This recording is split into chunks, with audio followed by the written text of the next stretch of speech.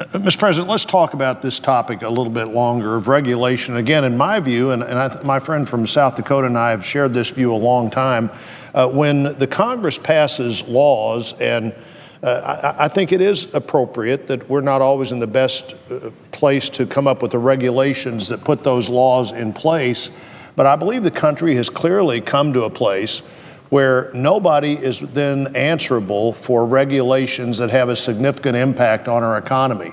The Senator from Kentucky, Senator Paul, and I have co-sponsored the REINS Act, which would say that any of these laws that meet this kind of threshold, it's a bill that was before the Congress. We can't get that bill to the floor. Senator Thune and I, for a long time, have worked on this kind of proposal that would simply create opportunity.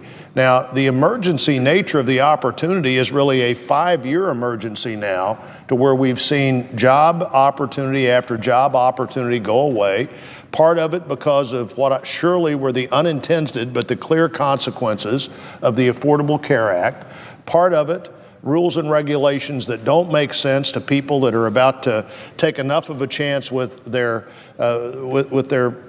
creation of opportunity for themselves and somebody else without having the idea that someone answerable to them is eventually going to have to answer for what the federal government does, and that's what bringing these regulations to the floor would do. Nobody's saying the Congress should be responsible for implementing every law and the goal of the law, but we should be responsible for the impact of that law and should have the final say on rules and regulations that we have essentially started in motion. They should come back here. If we don't do this on this bill today, we should do this. We should have done this years ago. Many of us in this body have believed in the Congress for a long time that this is one of the major impediments to job creation. And then another impediment is just bad energy policy.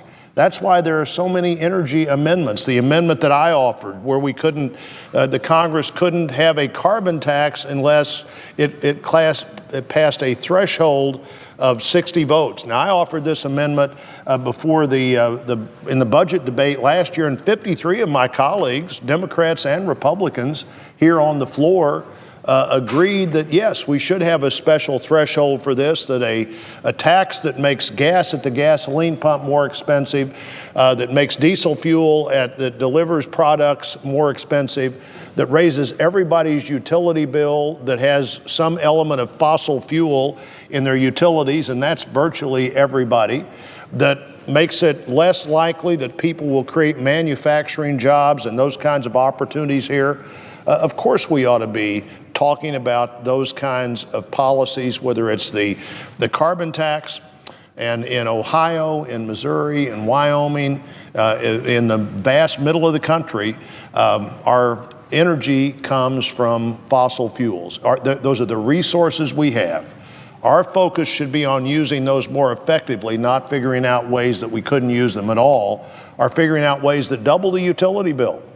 That's the EPA's own estimate of their own rule, that the utility bill, they say, would go up 80% if the rule is in place. I think that's probably a little bit optimistic on their part, but 80%, that's almost doubling your current utility bill by 2.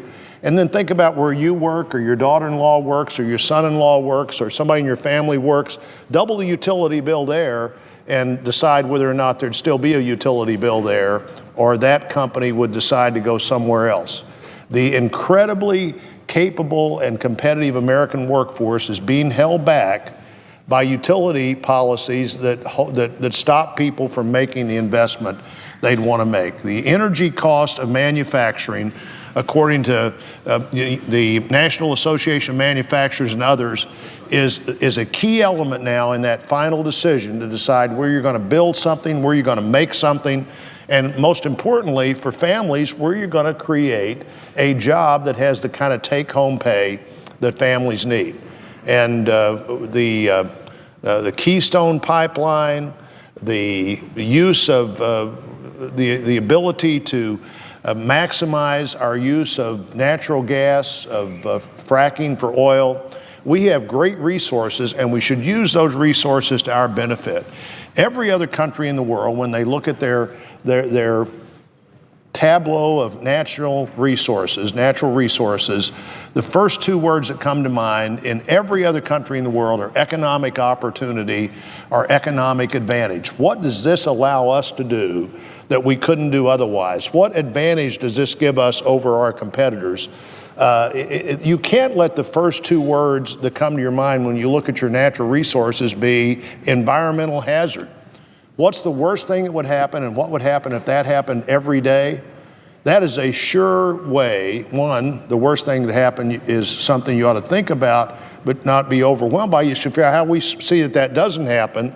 And then if it does happen, what are we immediately prepared to do about it so it's not an ongoing problem? That's the whole formula that it takes on the energy side, on the natural resources side, to create opportunity. And the one thing that government policies can do, they can't create jobs, but they can create an environment where people want to create private sector jobs. That is and continues to be the number one priority domestically this Congress should be focused on. What do we do to create more private sector jobs? I think energy is a big part of that. Certainly my friend from Wyoming, Senator Barrasso, who has brought us together here to talk about this, understands that so well. The energy regulation policies that make sense are the kind of policies that help us create the opportunities that hardworking families need, and that families who would like to see somebody in their family have that job with great home pay, with great take-home pay, are focused on. And I would yield back to my friend Senator Barrasso.